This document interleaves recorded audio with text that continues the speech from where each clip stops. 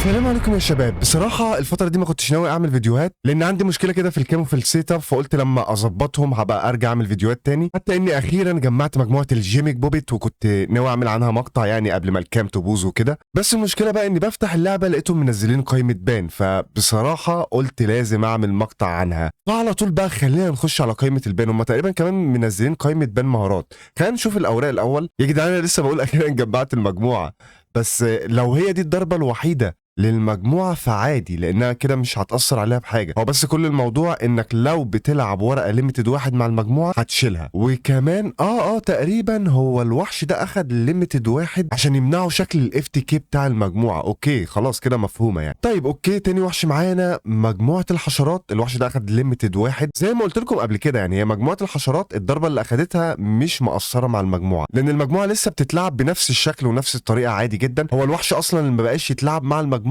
يعني في ناس كتير اساسا ما كانتش بتلعب بيه، لكن دلوقتي اعتقد ان الضربه دي هتاثر على المجموعه لان كده عندنا الوحش ده ليميتد واحد. الوحش ده مهم جدا على فكره. والوحش التاني اللي بيعمل بلوك للسامن نفس الموضوع واخد ليميتد واحد، فانت هتضطر تلعب يا اما بده يا اما بالوحش التاني. فتقريبا يعني مش عارف، ممكن يتشال الوحش ده خالص من المجموعه ويفضل موجود الوحش اللي بيعمل بلوك للسامن. فبصراحه مش عارف المجموعه لسه شكلها يبقى عامل ازاي. انا بقالي كتير ما لعبتش بيها، فممكن ابقى اجربها بعد قائمه البان دي. طيب الليميتد 3، دخلنا على طول على الاوراق الليميتد 3. نيبيرو من نادر جدا لما تلاقي ورقه يو ار تاخد ليميتد 3، خصوصا لما تكون ورقه الى حد ما جديده. هي نيبيرو مش جديده، بس هي كانت موجوده في سيلكشن بوكس، بعد كده نزلت في بوكس كبير، فهي الى حد ما تعتبرش ورقه قديمه وفي نفس الوقت ما تعتبرش ورقه جديده قوي. موضوع انها تاخد ليميتد 3 تقريبا ده من نادر انه يحصل. طبعا في اوراق يو ار بتاخد ليميتد 3 بس بتكون قديمه او بتكون هي نازله ليميتد 3 اساسا. طيب هي الضربه دي غرضها ايه؟ انهم يقللوا شويه من كميه الستيبلز اللي بتتلعب مع المجموعات الفتره دي. طيب نشوف اللي بعد كده.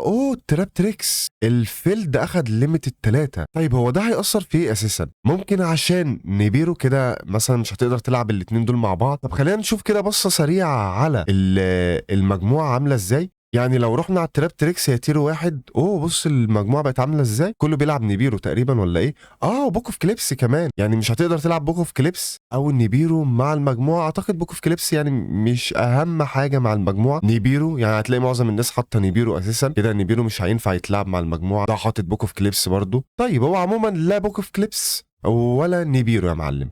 او تقدر مثلا تقلل بقى من الفيلد، مع ان الفيلد مهم جدا بصراحه. يعني انا بشوف الفيلد من اهم الاوراق اللي موجوده في المجموعه. طيب هي الضربه ما اعتقدش اللي هي قويه برضو، يعني مش افضل حاجه. خلينا نشوف الجيميك بوبيت. زي ما قلت لكم اللي بيلعب باوراق ليميتد واحد هيشيلها من المجموعه، ده هو الموضوع كله يعني. لكن مجموعه الجيميك بوبيت نفسها يعتبر ما اتضربتش.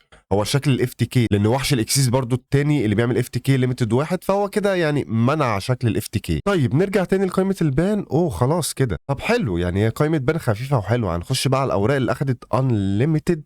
حلو، ده كان ليميتد واحد تقريبا على ما اتذكر. يعني الوحش ده كان ليميتد واحد. وحش الكونستيلر هو عموما وحش كويس جدا. اكسيس 5 على فكره تقدر تلعبه مع مجموعات كتير حاليا كده بعد ما بقى انليميتد. فاوكي خلينا نشوف اللي بعده. اوركيس من المجموعات اللي بحبها جدا بصراحه. يعني انا بحب المجموعه دي، هقول لك ليه. لانها بتتلعب مع كميه مجموعات كتير جدا، حرفيا تقدر تدمجها مع مجموعات كتير جدا. وانا بصراحه من الناس اللي بتحب دمج المجموعات ده. غير برضو ما تنسوش يعني مجموعه الحورس اللي موجوده حاليا والسلكشن بوكس بتاعها راجع، فده كويس جدا طبعا.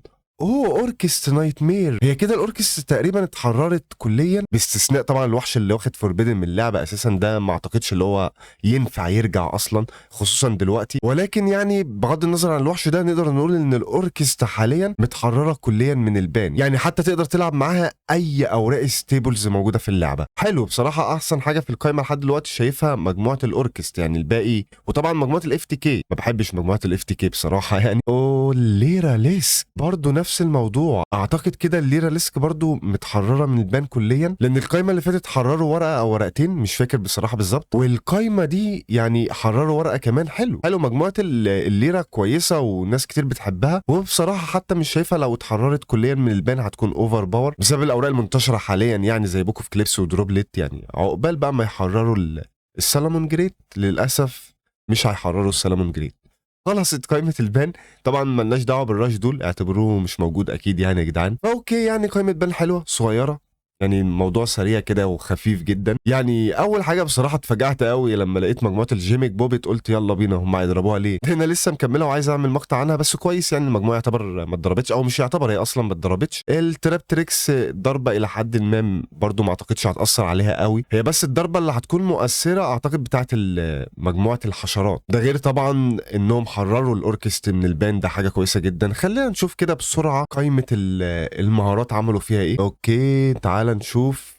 اول حاجه المهاره دي بتاعت البراندد الجديده، اللي هي احدث مهاره للبراندد. هم اعطوها باف، يعني خلوا المهاره اقوى. لان انا جربت المهاره قريب، هنا بيقول لك انت كنت بتعمل يعني باختصار كده 2 سيرش وبترجع ورقه من ايدك للمجموعه، دلوقتي بتعمل 2 سيرش من غير مقابل، اللي هو كده الموضوع بقى احسن او المهاره بقت اقوى. يعني هم بصراحه من ساعه ما نزلوا المهاره دي يعني يعتبر ما انتشرتش، فهم بيحاولوا يرجعوها تاني او بيحاولوا يخلوها تنتشر. اوكي المهاره اللي بعد كده برضو باف، يعني حلو برضو الباف ده جدا. هنا كان بيخليك تكشف وحش ليفل 5 او 4 او 8 او 9 او ورقه سبيل وتحطها في اخر مجموعتك او تبعتها للمقبره، وبعد كده تسحب ورقتين. المهاره بقى بعد التعديل بقت بتخليك تحط اي ورقه بقى، مش شرط وحش معين، اي ورقه من ايدك لاخر مجموعتك او للمقبره وتسحب ورقتين.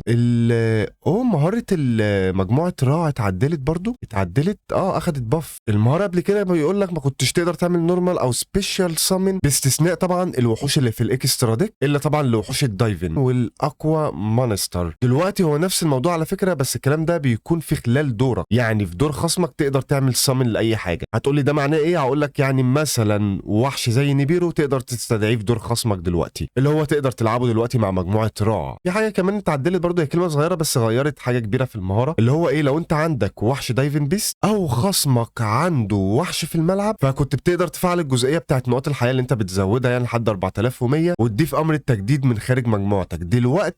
دلوقتي بقى المهاره بعد التعديل هو نفس الموضوع، بس اللي اختلف لو خصمك عنده وحش وانت برضو عندك وحوش عادي تقدر تفعل الجزء ده من المهاره. لان مثلا الاول لو خصمك عنده وحش وانت عندك وحش ما كنتش تقدر تفعل الجزء ده من المهاره الا لو عندك وحش دايفن بس. دلوقتي لا، لو انت عندك وحش في الملعب وخصمك عنده وحش بتقدر برضو تفعل الجزء ده من المهاره. طيب ده كده برضو المهارات، يعني يعتبر كل المهارات، او مش يعتبر، هو كل المهارات اتعدلت للافضل، مفيش ولا مهاره اخذت نيرف، كلهم واخدين باف. لا اوكي ده كان كل حاجه النهارده، وان شاء الله على قد ما اقدر هحاول اصلح الكام والسيت اب بسرعه عشان ارجع اعمل لكم فيديوهات تاني. فاشوفكم بقى الفيديو الجاي، سلام.